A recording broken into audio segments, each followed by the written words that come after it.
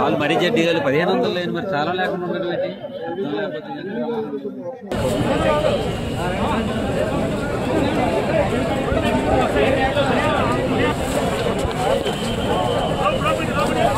Gutter కదా stop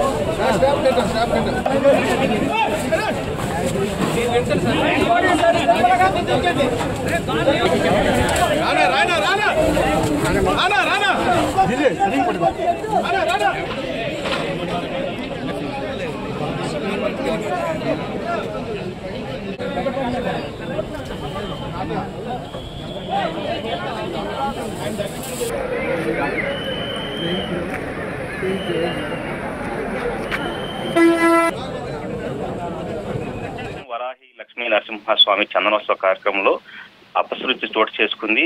అక్కడ సింహాచలంలో లక్ష్మీ నరసింహస్వామి ఆలయంలో భారీగా ఏర్పాట్లు చేసినప్పటికీ భక్తులు ఎక్కువగా వస్తారని చెప్పేసి అధికారులు తెలిసినప్పటికీ భక్తులు క్యూలలో వెళ్తున్నటువంటి ప్రాంతంలో అధికారులు సిబ్బందిని నియమించకపోవడం, భారీగా రాజకీయ నాయకులు అదేవిధంగా మంత్రులు ఎమ్మెల్యేలు కూడా దర్శనానికి రావడం కూడా అధికారులు నిర్లక్ష్యం కొంత కనిపిస్తుందని చెప్పుకోవచ్చు. అయితే ఏదైతే భక్తులు దాదాపు 5 లక్షల మంది ఈ ప్రాంతానికి వస్తారని చెప్పేసి ముందుగా అధికారులు అంచనా వేసినప్పటికీ భక్తులు క్యూలలో వెళ్లే ప్రాంతంలో ఒక గాలివాన రావడంతో అక్కడ ఉన్న గోడ కూలి దాదాపు 8 మంది ఇప్పటికే మృతి చెందారు. మరో 6 మంది వైద్యశాలలో చికిత్స పొందుతున్న పరిస్థితి. అయితే ఈ 6 మందిలో కూడా కొంతమందికి సీరియస్ గా ఉందని చెప్తున్నారు.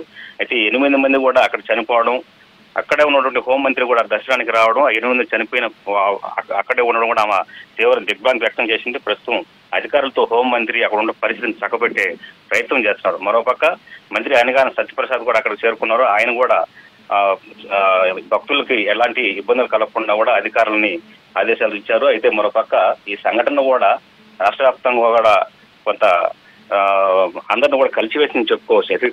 ఎందుకంటే భక్తులు ప్రతి ఏడాది జరిగే ఉత్సవాలకి భక్తులు భారీగా వస్తారని తెలిసినప్పుడు కూడా అధికారులు కొంత భక్తులపై శ్రద్ధ చూపాలని చెప్పేసి కూడా ఆందోళన కలుగుతున్న పరిస్థితి.